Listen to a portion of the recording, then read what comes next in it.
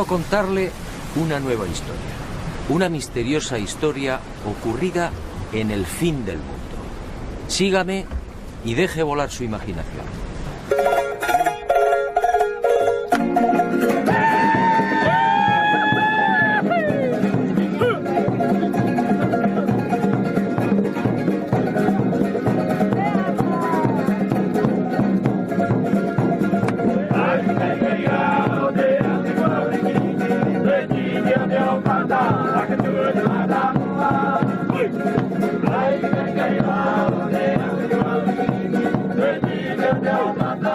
Ocurrió hace mucho tiempo y en mitad del océano. En aquel país vivía un rey sabio y prudente. Era hijo de los dioses y dotado de poderes excepcionales. Su reino era próspero y feliz.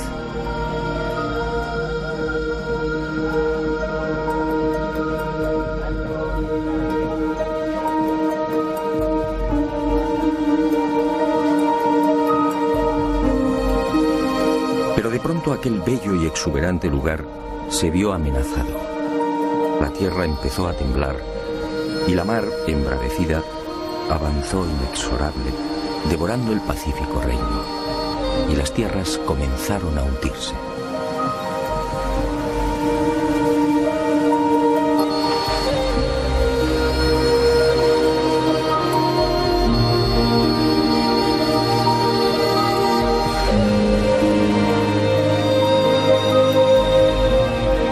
Solicitó consejo.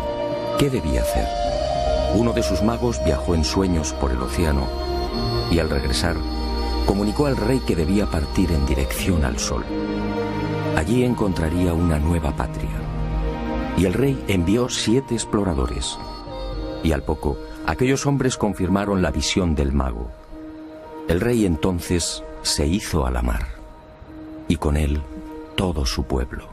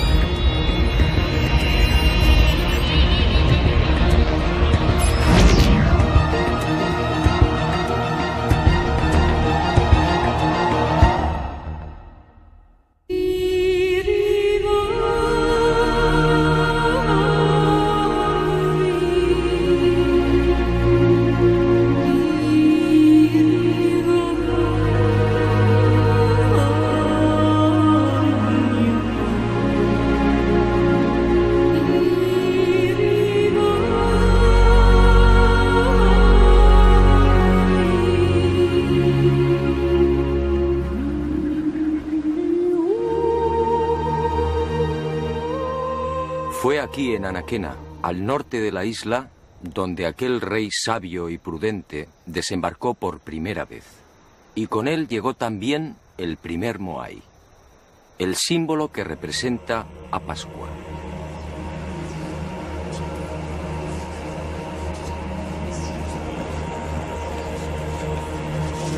Mucho se ha escrito y difundido sobre estas colosales estatuas y el pueblo que las levantó. Sin embargo, esa amplísima bibliografía, más de 2000 volúmenes, no ha resuelto las grandes incógnitas que envuelven todavía a Tepito o Tejenua, el verdadero nombre de Pascua. El nombre dado a la isla por aquel rey sabio y prudente. Tepito o Tejenua, el ombligo del mundo.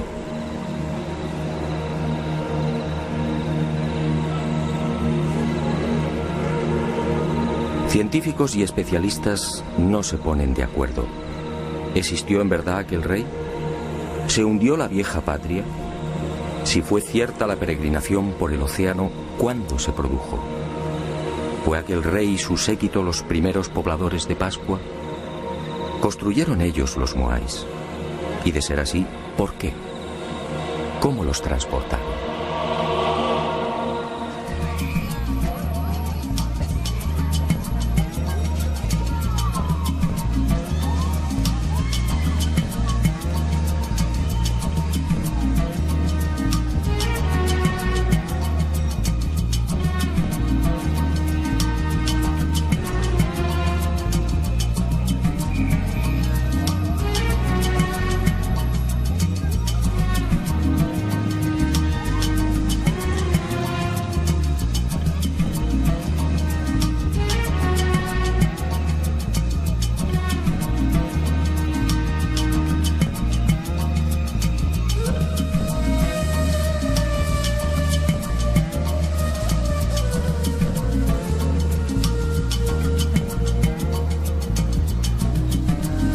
En esta mi quinta visita a la isla de Pascua me propuse algo diferente.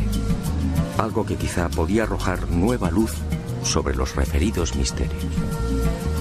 Hasta ese momento todas mis investigaciones habían tomado como referencia los dispares criterios de la ciencia. Pero como digo, esas afirmaciones resultaban tan endebles como contradictorias. Y en esta oportunidad, obedeciendo a la intuición, escuché la voz del pueblo.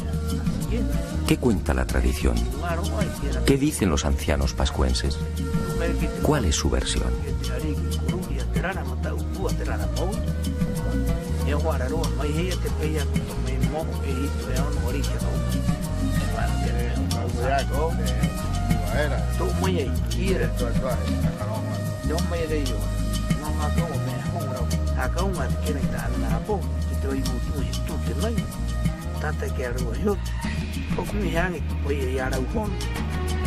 Para los pascuenses o Rapa Nui, la historia de su pueblo transmitida de padres a hijos no ofrece la menor duda. Todo empezó con aquel rey sabio y prudente. Se llamaba Hotu Matua y su primitivo reino recibía el nombre de Hiva Marae Renga. Allí vivía feliz en compañía de su esposa, Bakai Ajeva. Pero un día, Hiva comenzó a hundirse. Y cuenta la tradición que aquellas tierras fueron tragadas por la mar a razón de 40 centímetros por año.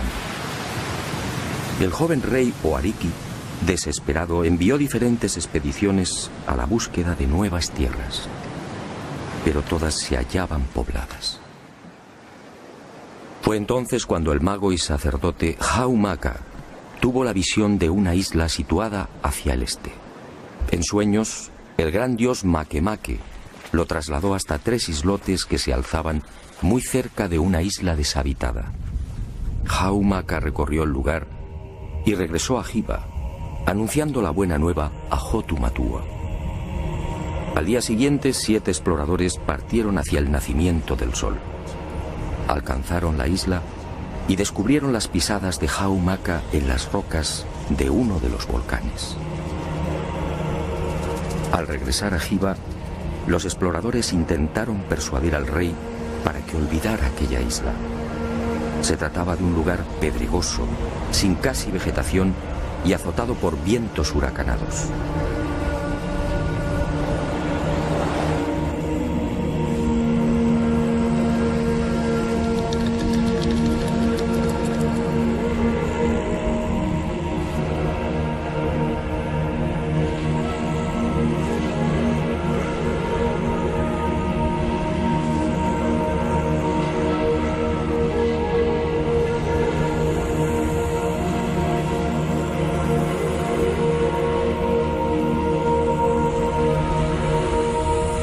Hotu Matua, confiando en su dios, zarpó de Hiva en 2 grandes canoas. En una viajaba el rey con 300 hombres seleccionados. En la otra, la reina con las mujeres. Y con ellos, semillas, animales, un moai y la historia de Hiva, recogida en 69 tablillas de madera. Unas tablillas grabadas con unos signos que solo podían leer los sacerdotes e iniciados. Era la historia de aquel pueblo y de la lejana patria desaparecida bajo las aguas.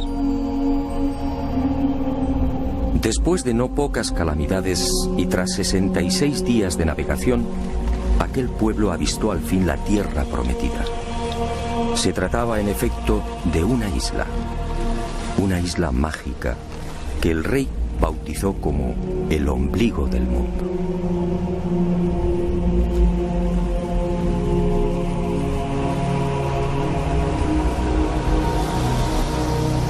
Tras rodearla, el rey y su séquito desembarcaron en una de sus playas. Y con ellos, la caña de azúcar, el plátano, el ñame, el taro, las aves y gallinas.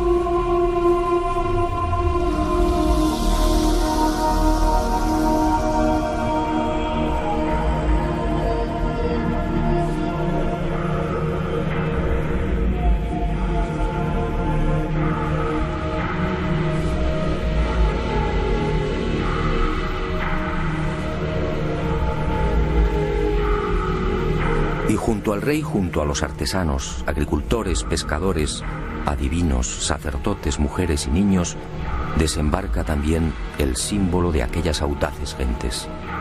Un símbolo que ha perdurado hasta nuestros días. Un símbolo cargado de misterio.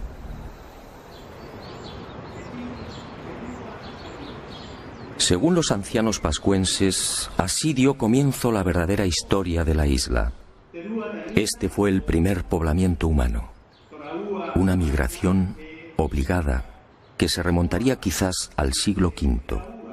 Los Rapanui establecen esta fecha basándose en la lista de reyes que sucedieron al mítico Hotu Matua y que conservan con nitidez en la memoria colectiva. En total, dicen, la isla ha sido gobernada por 64 arikis, con una duración media de 25 años por reinado. Este cálculo nos situaría alrededor del año 400 después de Cristo.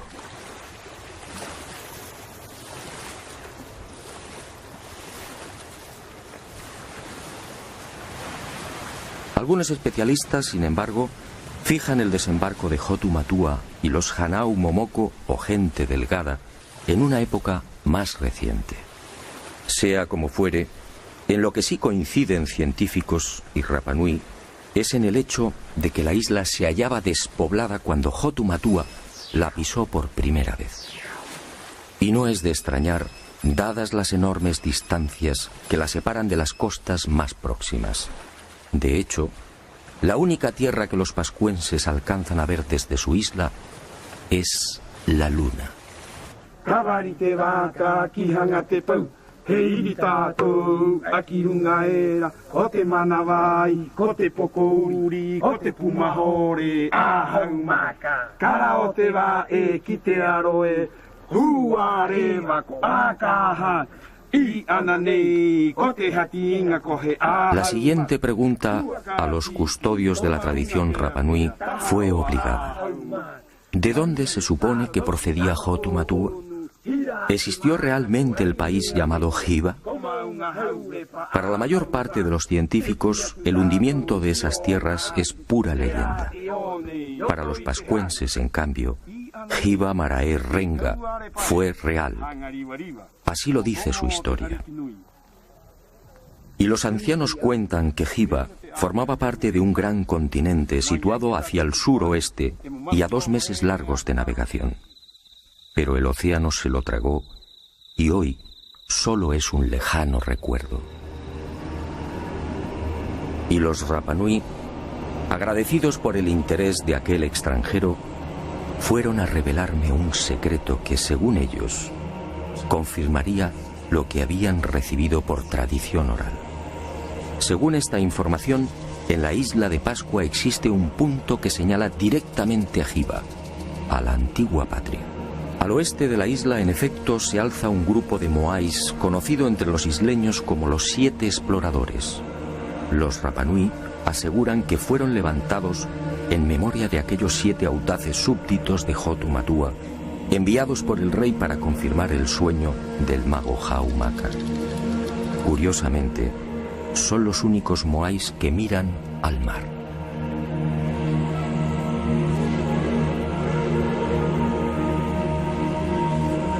Estos 7 moais apuntan directamente al lugar donde, según la tradición, se hallaba Hiva, en las proximidades de Nueva Zelanda, exactamente en el rumbo 254. ¿Casualidad? Lo dudo. Para la ciencia, aquella primera oleada humana que llegó a Pascua tuvo que proceder de algún punto más cercano. Y algunos señalan las Islas Marquesas, al noroeste. Otros incluso aseguran que Hotu Matua y su gente pudieron navegar desde las costas del Perú o de la India. Los pascuenses lo niegan. Hiva, dicen, era parte de un continente que ocupaba una gran extensión en el Pacífico Sur. E inevitablemente surge la sombra de otra leyenda. ¿Se refieren los Rapa Nui a Mu, el legendario continente desaparecido?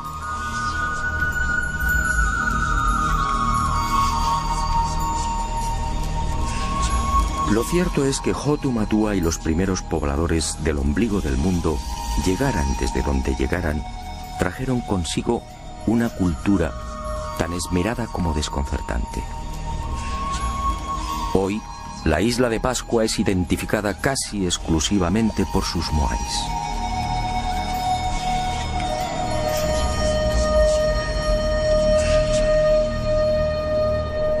Sin embargo, aquel rey y aquellas gentes delgadas eran portadores también de otros secretos y extraordinarios conocimientos. Una sabiduría incomprensible para aquel remoto siglo V. Según la tradición Rapa Nui, al segundo día de su llegada a la isla, Bakai, la esposa de Hotu Matua, dio a luz a su primer hijo. Se trató en efecto de un parto submarino.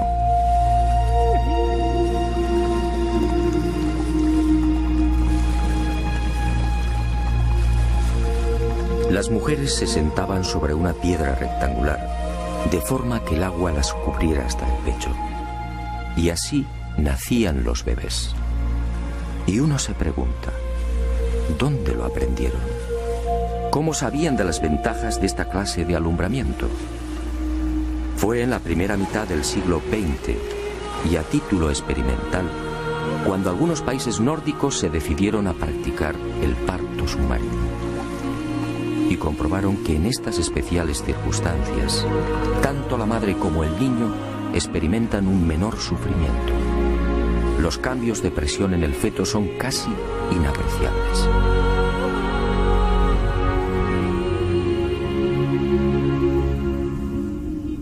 Con la llegada a Pascua de la civilización, o debería decir de la supuesta civilización, esta ancestral costumbre se perdió. Como se perdería también otro ritual igualmente insólito y que, según la tradición, procedía de Hiva. Las embarazadas eran trasladadas a la ciudadela sagrada de Orongo.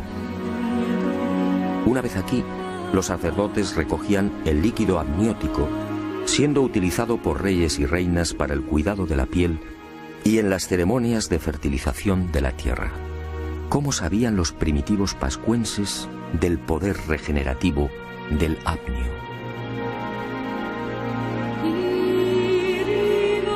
Aquella cultura efectivamente era mucho más sabia de lo que imaginamos. Pascua es una isla de origen volcánico, con un terreno hostil, pedregoso, casi permanentemente azotada por los vientos alisios y con un manto vegetal de apenas 50 centímetros. Y sin embargo, aquel rey sabio y prudente consiguió el milagro. En Pascua floreció la caña de azúcar, el ñame, el plátano, el taro y el camote. ¿Cómo lo lograron? Muy pocos conocen el secreto del rey Hotu Matua. Al llegar a la isla, aquellos primeros pobladores construyeron decenas de invernaderos o manabais como estos. Y he dicho bien, invernaderos.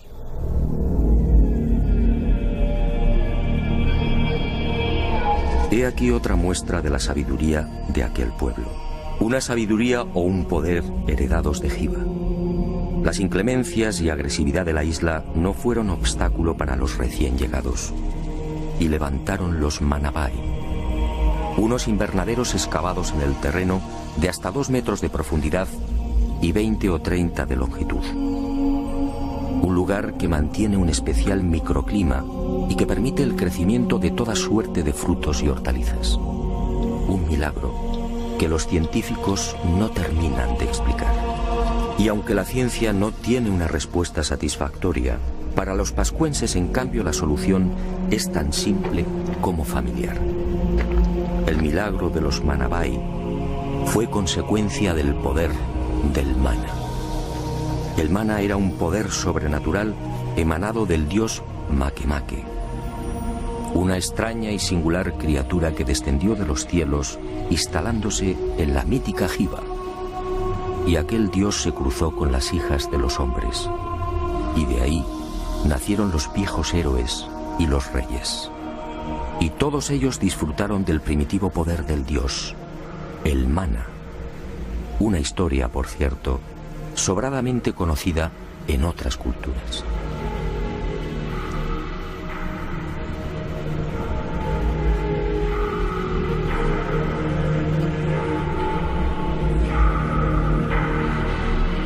Y cuenta la tradición Rapanui que ese mana heredado de padres a hijos fue utilizado por reyes y sacerdotes en beneficio del pueblo.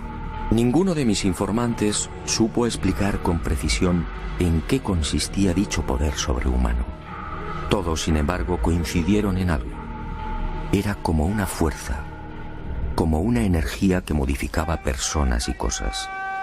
Cuando el rey extendía sus manos hacia la mar, peces y tortugas se multiplicaban, abasteciendo así a sus súbditos. Cuando el ariqui tocaba semillas o plantas, las cosechas prosperaban. Cuando lo hacía con los animales, la fuerza del mana los engordaba, acelerando la reproducción. El propio nombre del dios, Makemake, no es otra cosa que un apócope o supresión de letras de la primitiva designación de la deidad. Manake, Manake. Es decir, el que disfruta de un poder más que excepcional. En definitiva, según los ancianos Rapanui, fue gracias al mana como sus ancestros lograron transportar los grandes bloques de piedra que cierran los invernaderos. No importaba peso o volumen. El mana, dicen, los hacía levitar, venciendo así la gravedad. Y otro tanto sucedió con las extrañas construcciones que se alzan al sur de la isla, en el paraje conocido como Binapú. Otro de los grandes enigmas de Pascua, para el que los científicos tampoco tienen explicación. Aquí, desafiando toda lógica, permanecen los restos de un aju o altar, muy diferente a los 101 que se conservan a lo largo y ancho de la isla. Diferente, sí, por su estructura y por el peso y pulido de los bloques que lo integran. Bloques de duro basalto de hasta 11 y 12 toneladas perfectamente escuadrados. ¿Cómo lograron semejante perfección? Ni siquiera una afilada navaja puede penetrar entre sus paredes. Pero quizá lo que más sorprende de esta construcción es la extraordinaria semejanza con otros muros situados a miles de kilómetros. Sígame y juzgue por sí mismo.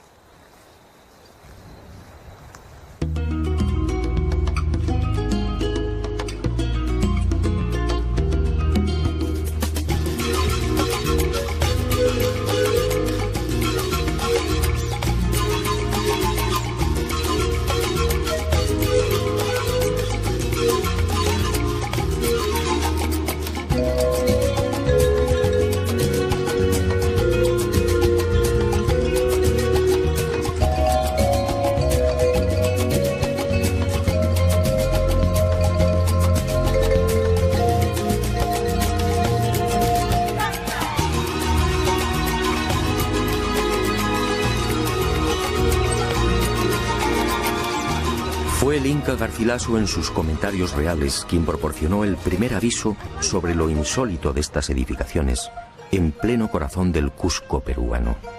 Parece como si alguna clase de magia hubiera presidido su construcción. Más parece trabajo de demonios que de seres humanos. Y llevaba razón. ¿Cómo explicar esta piedra de 12 ángulos? ¿Cómo entender el transporte y alzado de estas formidables masas de piedra? ¿Cómo las pulieron? ¿Cómo lograron ese milimétrico encaje, idéntico al de Vinapú, en la isla de Pascua?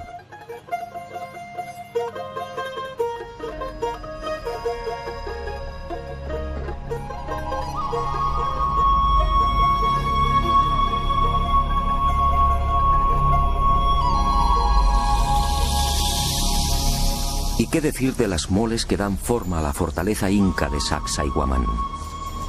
Algunos de estos bloques superan los 5 metros y las 130 toneladas de peso. La técnica de construcción es prácticamente gemela a la que vimos en Pascua. ¿Cómo entender esta semejanza? ¿Pudieron los incas llegar hasta el ombligo del mundo? ¿Enseñaron a los pascuenses cómo diseñar y levantar estos muros? ¿O fue al revés?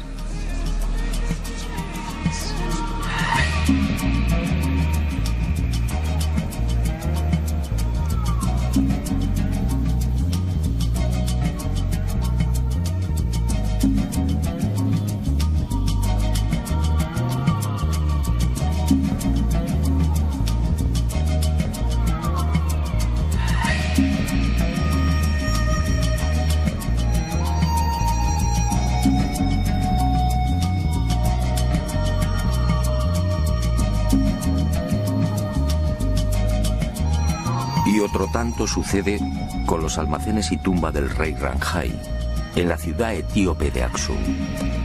Una formidable construcción con bloques de 500 toneladas, escuadrados exactamente igual que en Perú y Pascua. Un complejo funerario que se remonta al año 2500 a.C.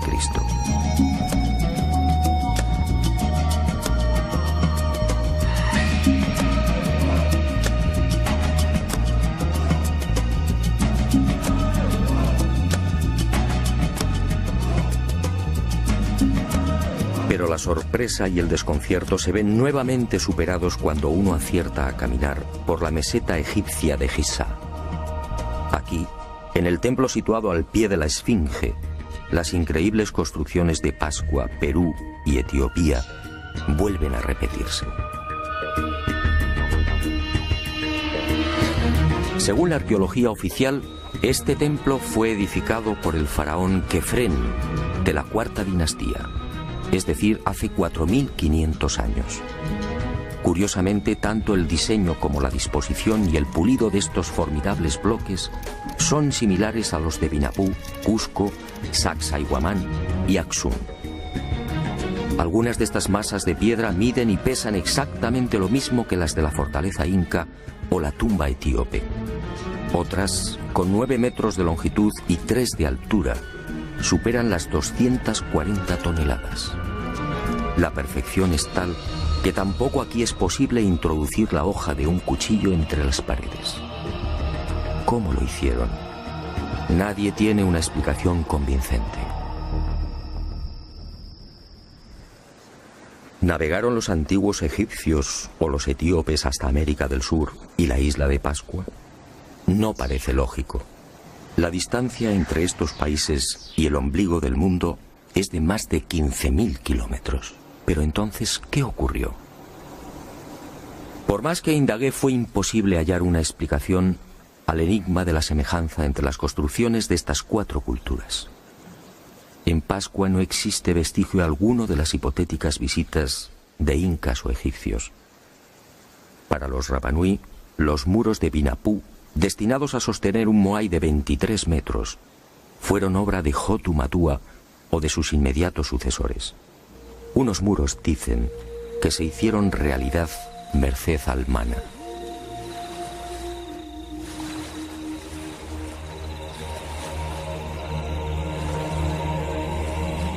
Hotu Matua. He aquí otro de los intrigantes misterios de Pascua. ¿Qué fue de aquel primer rey? ¿Qué fue del Ariki que fundó la cultura Rapanui y que trajo el primer moai? Según la tradición, Hotu Matua gobernó durante 20 años. Fue la época del máximo esplendor. un periodo en el que se inició probablemente la construcción de las gigantescas estatuas y sobre todo el reinado del mana por excelencia. Todo en el soberano era mana, todo era sagrado, nadie debía tocarlo. Su cabeza, cabellos y manos eran santos. No podía cortarse el pelo y tampoco las uñas. Sus manos solo tejían redes. Al morir, el cráneo era separado del cuerpo y adornado con pinturas o grabados. Pero este poder, el mana, se hallaba asociado a otro concepto, el tapu, es decir, lo prohibido. Cualquier persona u objeto que pudiera tocar el rey quedaba maldito. Y el tapu, un concepto del que procede la palabra tabú, ha llegado hasta nuestros días en la isla del fin del mundo. El pescador, por ejemplo, no puede comer los peces que captura. Las mujeres y niños Rapa Nui tienen prohibido el consumo de atún durante la época estival. Los pascuenses no deben pisar el terreno donde se ha enterrado un cordón umbilical. Nadie podía ver al ariki comiendo o durmiendo. Los infractores del tapu eran condenados a muerte bien por el aplastamiento del cráneo o bien por la introducción en el recto de una antena de langosta marina. Un suplicio extraordinariamente doloroso que conducía indefectiblemente a la muerte.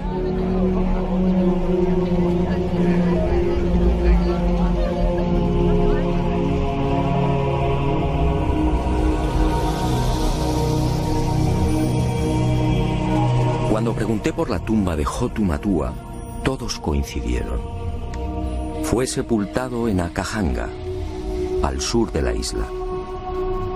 Un punto equidistante de todas las tribus, y su cabeza, dicen, fue arrojada al mar para que regresara a Hiva. Hoy, este lugar es igualmente sagrado. Los Rapa Nui, celosos de sus tradiciones, no han marcado la tumba. No desean intromisiones. Nosotros, gracias a una información confidencial de los ancianos Rapa Nui, conseguimos ubicar el punto exacto donde, al parecer, reposan los restos de Hotu Matua. Pero di mi palabra de no desvelarlo, una palabra igualmente sagrada. Y Hotu Matua trajo consigo la primera estatua de piedra, el primer moai. En la actualidad nadie tiene memoria de aquella primitiva pieza. Probablemente fue destruida. Según la arqueología, en Pascua han sido catalogados alrededor de 1000 moais. 400 se hallan enterrados o sumergidos en las aguas que rodean la isla. El resto se alza sobre un total de 101 ajus o altares estratégicamente repartidos por el interior y sobre todo por el perímetro costero.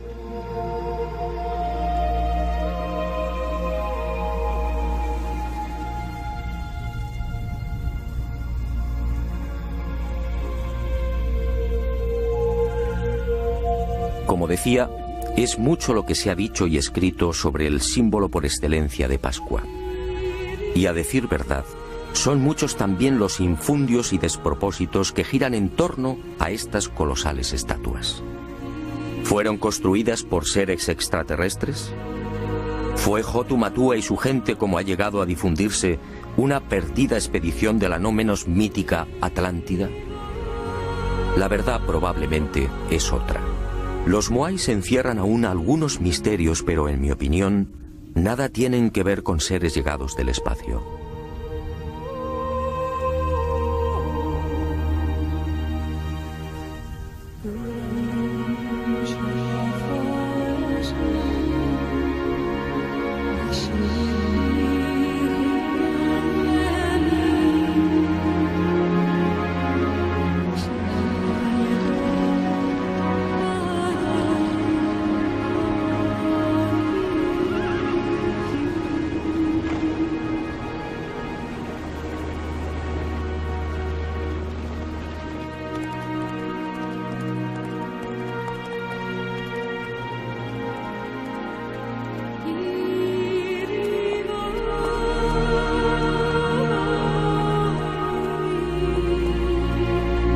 La prueba irrefutable del origen terrestre de los moais se encuentra al este de la isla.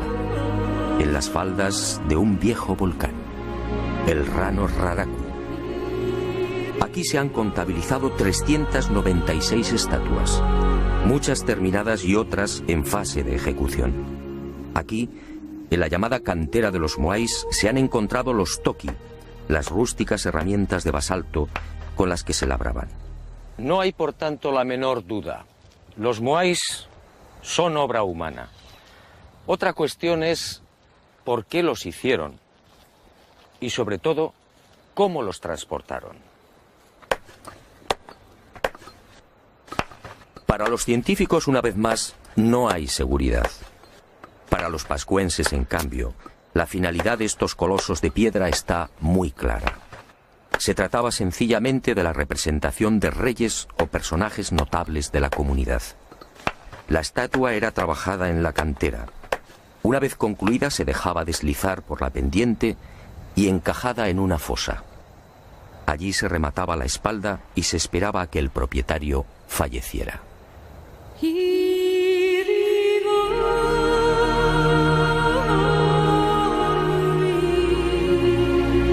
Cuando esto ocurría, el Moai era trasladado al lugar elegido y alzado sobre el aju o altar.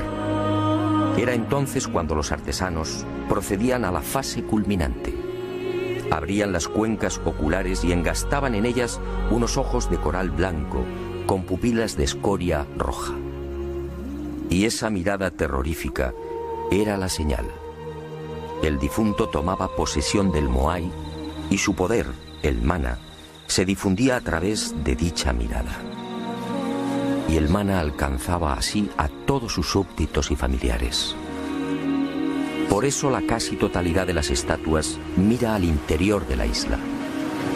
Y en ocasiones, según la categoría del difunto, los Moais eran adornados también con los pukao, una suerte de moño o sombrero elaborado con escoria roja y que, según los Rapanui, constituía el emblema del nuevo hombre Dios.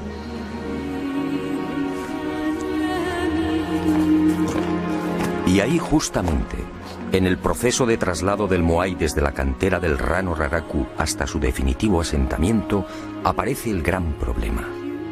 El verdadero e irritante enigma que envuelve todavía a los Moais. ¿Cómo los transportaron?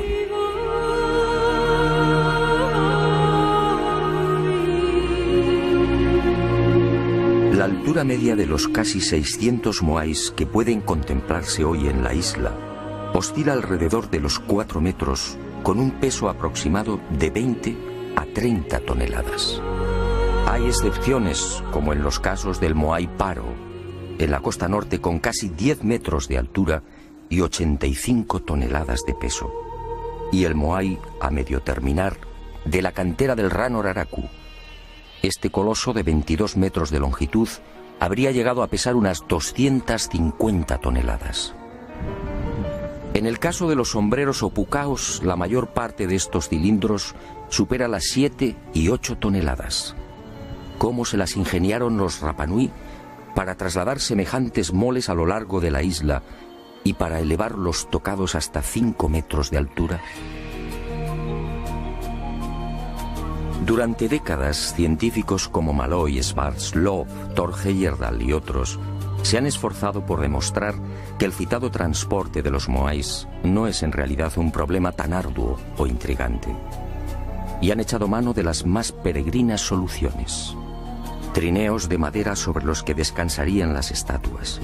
Horquillas también de madera de las que colgarían los Moais. Cuerdas y rodillos y hasta caminos de paja por los que podrían haber sido desplazados los grandes colosos.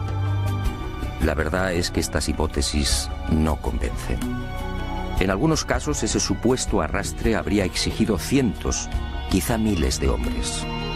En otros, el uso de cuerdas o maromas amarradas al cuerpo de las estatuas habría dañado irremisiblemente la palangonita, la frágil piedra volcánica con la que fueron labradas. El ejemplo más claro lo tenemos en el Moai de Tongariki.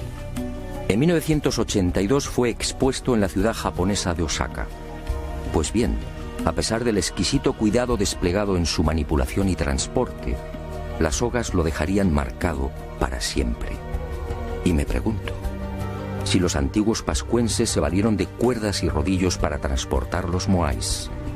¿Por qué ninguna de las estatuas presenta las lógicas rozaduras? Pero el gran fallo de cuantos han intentado explicar el traslado de los moais de forma convencional aparece al echar mano de la madera. ¿Rodillos? ¿Trineos? ¿Horquillas? ¿Estructuras en forma de V? Los científicos, al plantear sus hipótesis, dan por hecho que dicha madera era un bien abundante en la isla. Grave error. Los ancianos lo han repetido hasta el aburrimiento. Pero nadie les ha prestado atención. En Pascua, dicen los Rapanui, jamás hubo bosques. Y vulcanólogos y expertos en polen han terminado dándoles la razón. Hace 10.000 o 12.000 años, la isla padeció la última gran erupción volcánica. El Maunga Terevaca al norte entró en actividad y los ríos de lava arrasaron Pascua, sofocando cualquier vestigio de vegetación. Cuando Hotu Matua desembarcó en Anaquena, el ombligo del mundo era un paraje casi desolado. El único arbusto presente en la isla era el toromiro, de apenas 1,30 metros de altura y 30 centímetros de diámetro.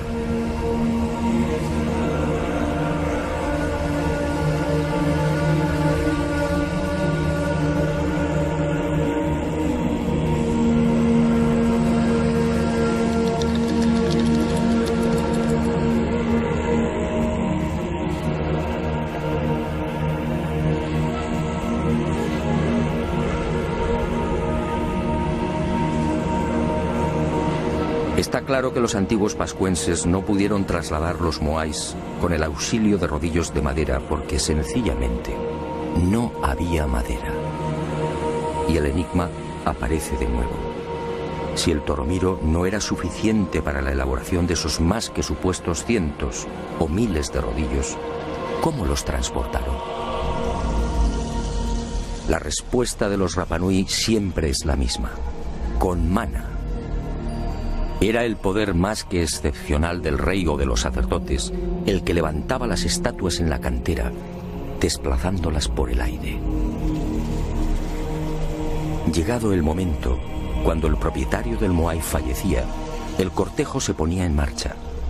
El ariki utilizaba su mana y el gigante de piedra se alzaba como una pluma, obedeciendo las órdenes del rey o del iniciado de turno. Y así viajaba hasta el lugar fijado por el difunto.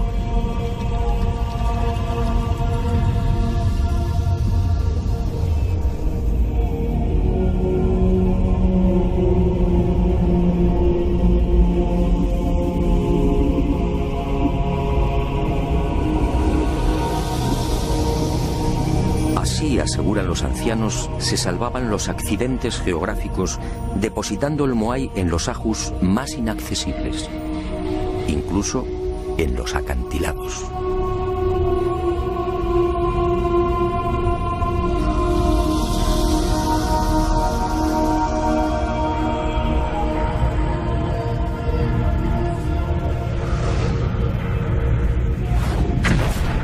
Pero esta versión, obviamente, no cuenta para los científicos.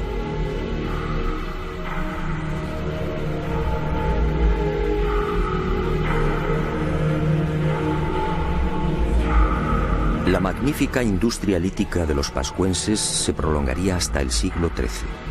En ese tiempo, como dije, fueron tallados 1 millar de moais. Fue la época dorada de la isla del fin del mundo.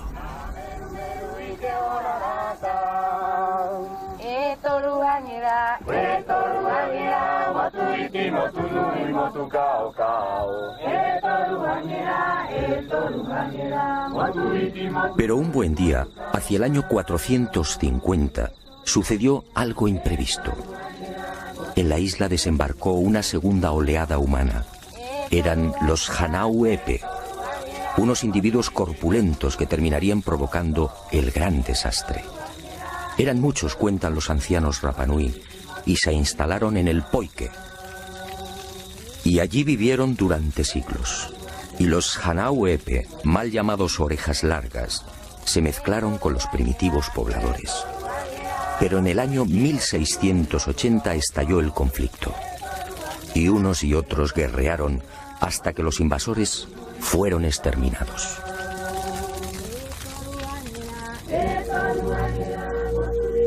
La isla no se recuperaría jamás de aquella sangrienta guerra.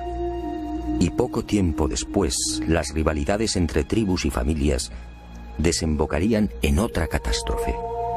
Una parte del pueblo se rebeló contra la tiranía del rey, ensañándose con los símbolos del poder, los moais.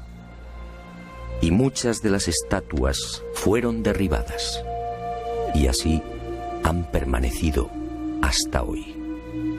Fue el final de los colosos de piedra y del mana. Desde entonces, los moais solo son un recuerdo.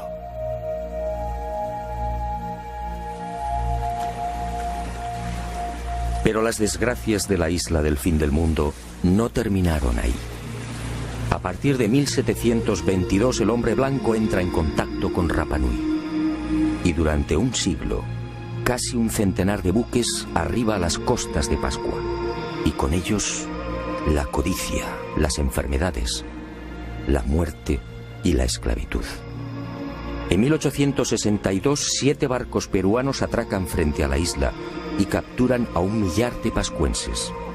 Todos ellos son trasladados a las islas Chincha y al interior del Perú, donde trabajan como esclavos.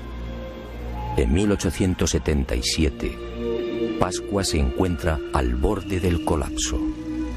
La población suma 111 personas.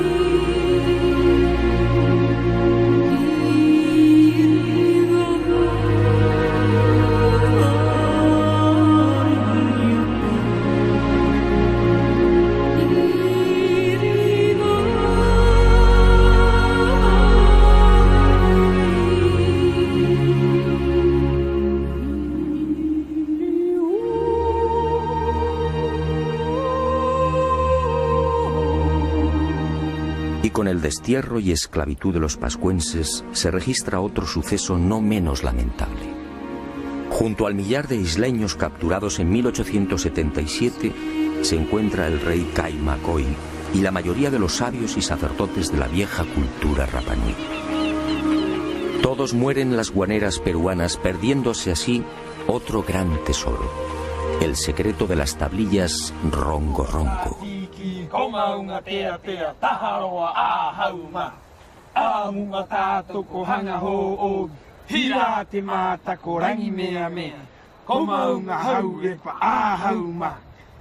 Cuenta la tradición que fue Jotumatua, el ariqui sabio y prudente, el que trajo consigo las 69 tablillas de madera en las que se narraba la historia de Jiva y de su pueblo. Unas tablillas o maderas parlantes, grabadas con 150 signos básicos y con los que podían componerse más de 2000 lecturas. Un formidable tesoro que se perdió con el destierro de los últimos sabios e iniciados Rapa Nui. Hoy solo quedan 24 de estas tablillas repartidas por los más importantes museos del mundo. Su valor es incalculable. Algunas están valoradas en $2 millones. Aquí, sin duda, se explican muchos de los enigmas que todavía envuelven a Pascua. Aquí, según los ancianos Rapa Nui, en estos extraños símbolos se habla también del mana y del singular y poderoso dios Makemake, la criatura que bajó del cielo.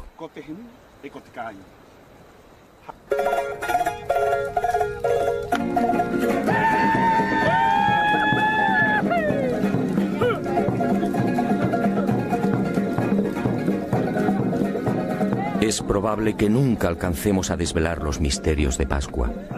No importa. Pascua sigue conservando la huella y la magia de aquel tiempo y de aquellos hombres. Eso, en el fondo, es lo importante. Pascua, hoy, es una puerta abierta a la imaginación y a los sueños. La puerta más sagrada y benéfica con la que todavía cuenta el ser humano.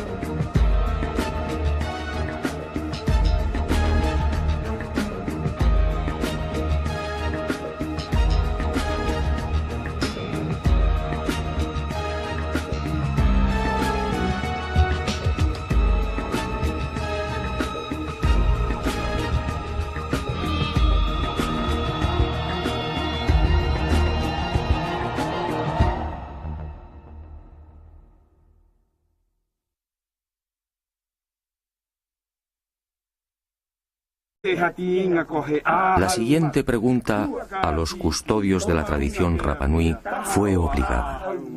¿De dónde se supone que procedía Hotumatua? ¿Existió realmente el país llamado Hiva?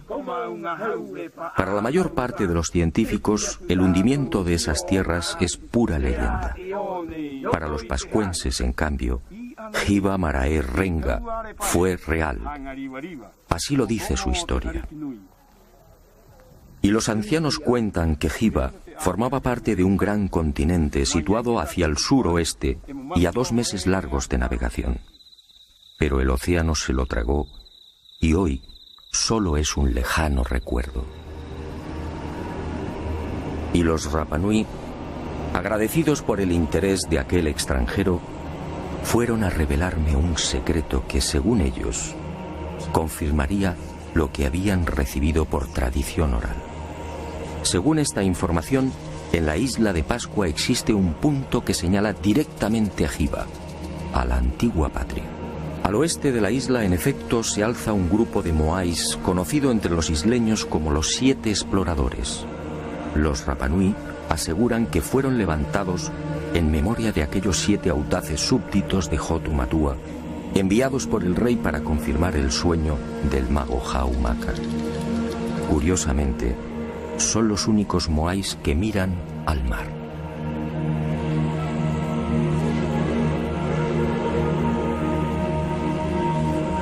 Estos 7 moais apuntan directamente al lugar donde, según la tradición, se hallaba Hiva, en las proximidades de Nueva Zelanda, exactamente en el rumbo 254.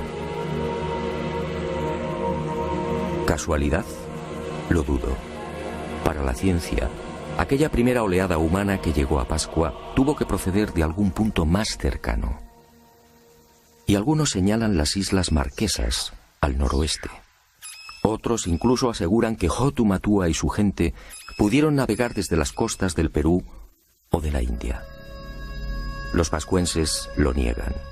Hiva, dicen, era parte de un continente que ocupaba una gran extensión en el Pacífico Sur.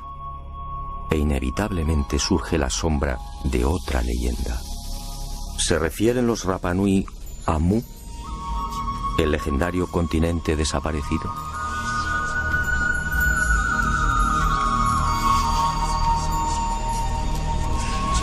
Lo cierto es que Hotu Matua y los primeros pobladores del ombligo del mundo, llegaran desde donde llegaran, trajeron consigo una cultura tan esmerada como desconcertante.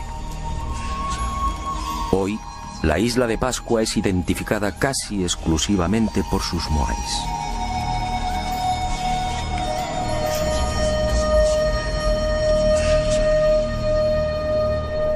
Sin embargo, aquel rey y aquellas gentes delgadas eran portadores también de otros secretos y extraordinarios conocimientos. Una sabiduría incomprensible para aquel remoto siglo V. Según la tradición Rapa Nui, al segundo día de su llegada a la isla, Bakai, la esposa de Hotu Matua, dio a luz a su primer hijo. Se trató en efecto de un parto submarino.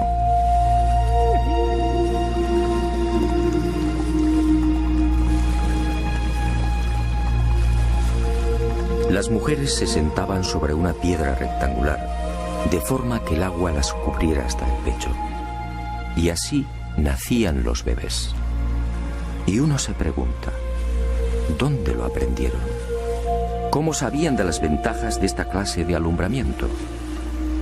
Fue en la primera mitad del siglo XX, y a título experimental, cuando algunos países nórdicos se decidieron a practicar el parto submarino.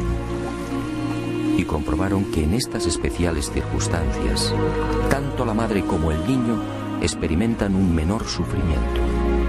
Los cambios de presión en el feto son casi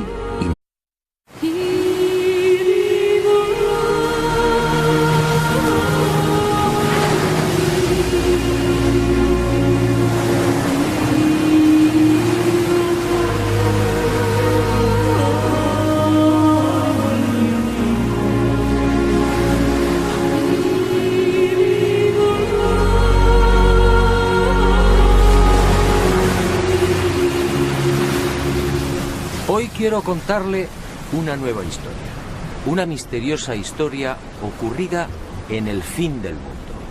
Sígame y deje volar su imaginación.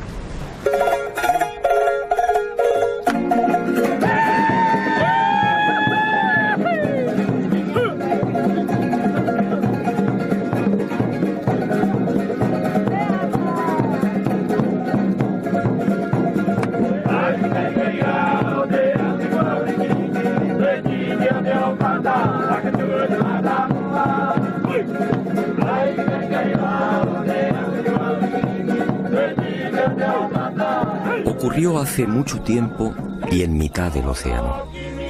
En aquel país vivía un rey sabio y prudente. Era hijo de los dioses y dotado de poderes excepcionales. Su reino era próspero y feliz.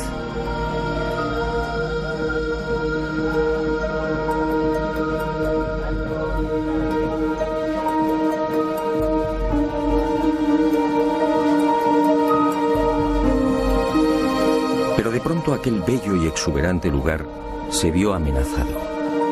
La tierra empezó a temblar y la mar, embravecida, avanzó inexorable, devorando el pacífico reino, y las tierras comenzaron a hundirse.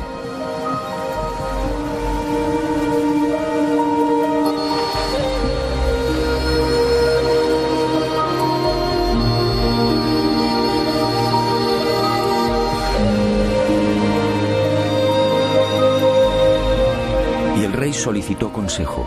¿Qué debía hacer? Uno de sus magos viajó en sueños por el océano y al regresar comunicó al rey que debía partir en dirección al sol. Allí encontraría una nueva patria. Y el rey envió 7 exploradores. Y al poco, aquellos hombres confirmaron la visión del mago. El rey entonces se hizo a la mar, y con él todo su pueblo.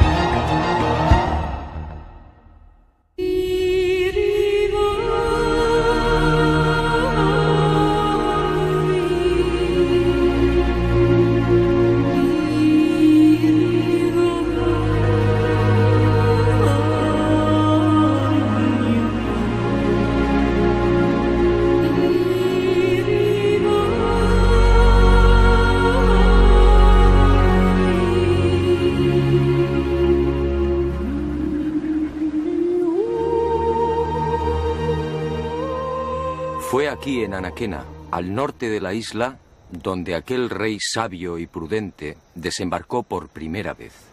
Y con él llegó también el primer Moai, el símbolo que representa a Pascua.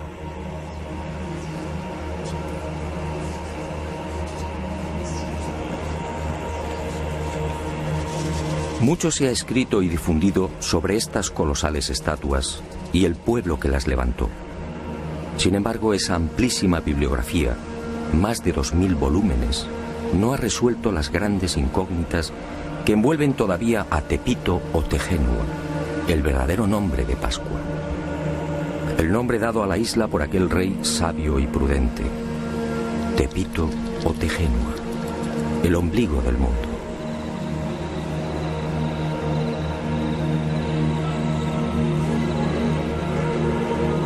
Científicos y especialistas no se ponen de acuerdo. ¿Existió en verdad aquel rey? ¿Se hundió la vieja patria? Si fue cierta la peregrinación por el océano, ¿cuándo se produjo? ¿Fue aquel rey y su séquito los primeros pobladores de Pascua? ¿Construyeron ellos los Moais? Y de ser así, ¿por qué? ¿Cómo los transportaron?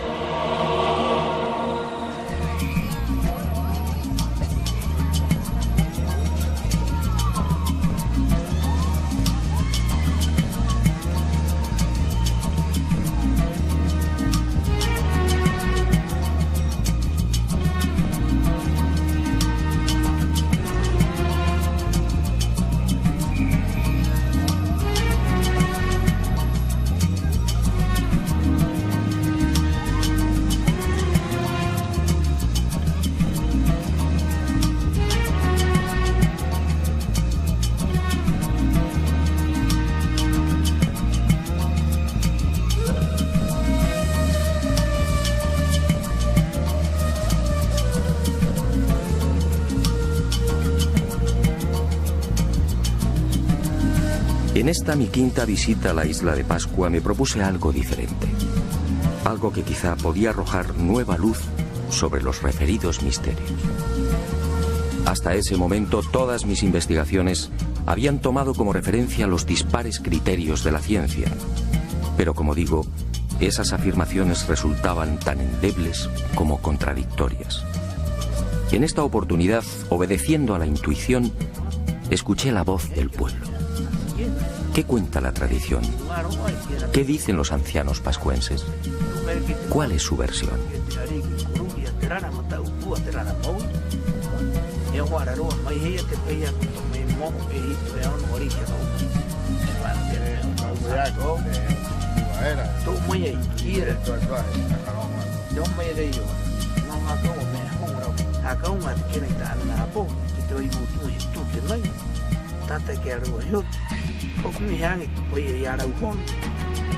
Para los pascuenses o Rapanui, la historia de su pueblo transmitida de padres a hijos no ofrece la menor duda. Todo empezó con aquel rey sabio y prudente. Se llamaba Hotu Matua y su primitivo reino recibía el nombre de Hiva Marae Renga. Allí vivía feliz en compañía de su esposa, Bakai Ajeva. Pero un día, Hiva comenzó a hundirse. Y cuenta la tradición que aquellas tierras fueron tragadas por la mar a razón de 40 centímetros por año. El joven rey Oariki, desesperado, envió diferentes expediciones a la búsqueda de nuevas tierras, pero todas se hallaban pobladas. Fue entonces cuando el mago y sacerdote Haumaka tuvo la visión de una isla situada hacia el este. En sueños, el gran dios Makemake lo trasladó hasta 3 islotes que se alzaban muy cerca de una isla deshabitada. Haumaka recorrió el lugar y regresó a Hiva, anunciando la buena nueva a Hotu Matua. Al día siguiente, 7 exploradores partieron hacia el nacimiento del sol. Alcanzaron la isla y descubrieron las pisadas de Haumaka en las rocas de uno de los volcanes. Al regresar a Hiva, los exploradores intentaron persuadir al rey para que olvidara aquella isla. Serán apreciables.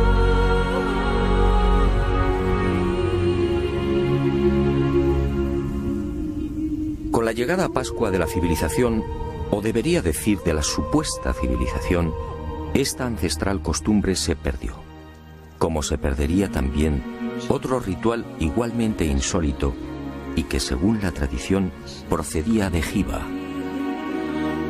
Las embarazadas eran trasladadas a la ciudadela sagrada de Orongo. Una vez aquí, los sacerdotes recogían el líquido amniótico, siendo utilizado por reyes y reinas para el cuidado de la piel y en las ceremonias de fertilización de la tierra. ¿Cómo sabían los primitivos pascuenses del poder regenerativo del apnio? Aquella cultura efectivamente era mucho más sabia de lo que imaginamos. Pascua es una isla de origen volcánico, con un terreno hostil, pedregoso, casi permanentemente azotada por los vientos alisios y con un manto vegetal de apenas 50 centímetros.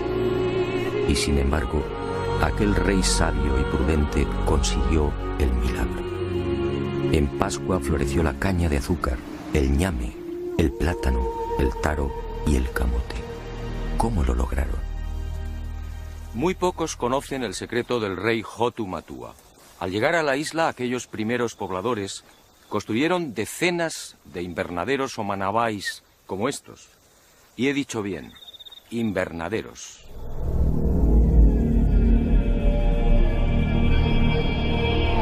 He aquí otra muestra de la sabiduría de aquel pueblo. Una sabiduría o un poder heredados de Hiva. Las inclemencias y agresividad de la isla no fueron obstáculo para los recién llegados. Y levantaron los manabai, unos invernaderos excavados en el terreno de hasta 2 metros de profundidad y 20 o 30 de longitud. Un lugar que mantiene un especial microclima y que permite el crecimiento de toda suerte de frutos y hortalizas. Un milagro que los científicos no terminan de explicar. Y aunque la ciencia no tiene una respuesta satisfactoria, para los pascuenses, en cambio, la solución es tan simple como familiar.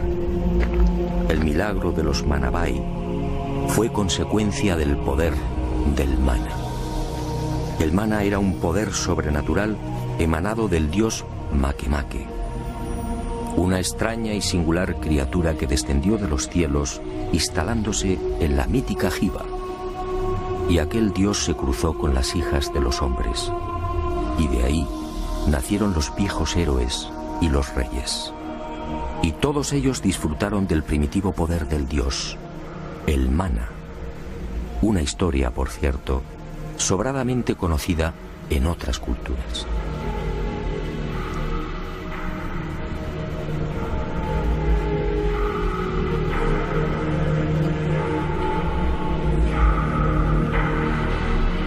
Y cuenta la tradición Rapanui que ese mana heredado de padres a hijos fue utilizado por reyes y sacerdotes en beneficio del pueblo.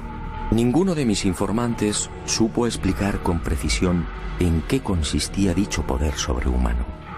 Todos, sin embargo, coincidieron en algo. Era como una fuerza, como una energía que modificaba personas y cosas. Cuando el rey extendía sus manos hacia la mar, peces y tortugas se multiplicaban abasteciendo así a sus súbditos. Cuando el ariqui tocaba semillas o plantas, las cosechas prosperaban. Cuando lo hacía con los animales, la fuerza del mana los engordaba acelerando la reproducción. El propio nombre del dios, Makemake, no es otra cosa que un apócope o supresión de letras de la primitiva designación de la deidad. Manake, Manake. Es decir, el que disfruta de un poder más que excepcional. En definitiva, según los ancianos Rapanui, fue gracias al mana como sus ancestros lograron transportar los grandes bloques de piedra que cierran los invernaderos. No trataba de un lugar pedregoso, sin casi vegetación y azotado por vientos huracanados.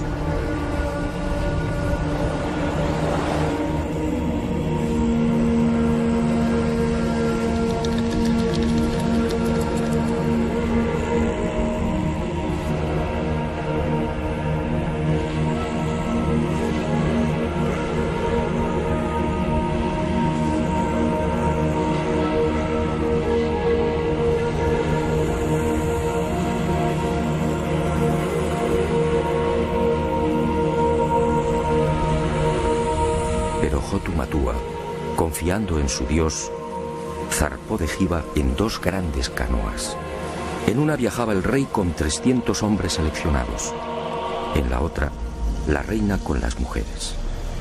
Y con ellos, semillas, animales, un moai y la historia de Giva, recogida en 69 tablillas de madera. Unas tablillas grabadas con unos signos que solo podían leer los sacerdotes e iniciados. Era la historia de aquel pueblo y de la lejana patria desaparecida bajo las aguas.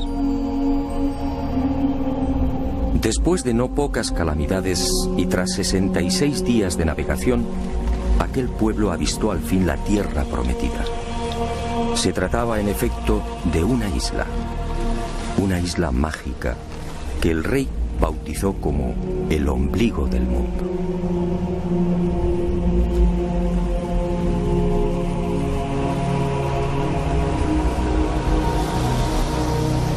Tras rodearla, el rey y su séquito desembarcaron en una de sus playas. Y con ellos, la caña de azúcar, el plátano, el ñame, el taro, las aves y gallinas.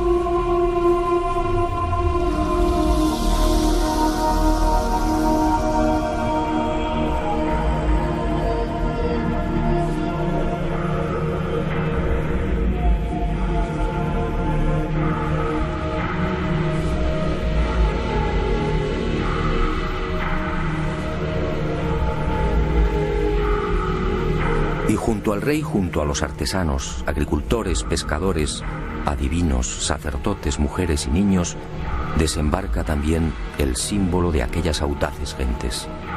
Un símbolo que ha perdurado hasta nuestros días.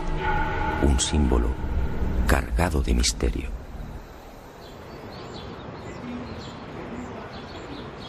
Según los ancianos pascuenses, así dio comienzo la verdadera historia de la isla. Este fue el primer poblamiento humano, una migración obligada que se remontaría quizás al siglo V. Los Rapanui establecen esta fecha basándose en la lista de reyes que sucedieron al mítico Hotu Matua y que conservan con nitidez en la memoria colectiva.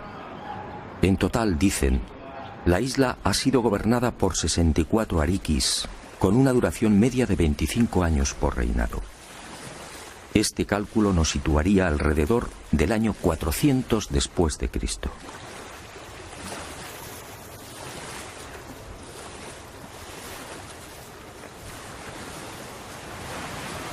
Algunos especialistas, sin embargo, fijan el desembarco de Hotu Matua y los Hanau Momoko o gente delgada en una época más reciente.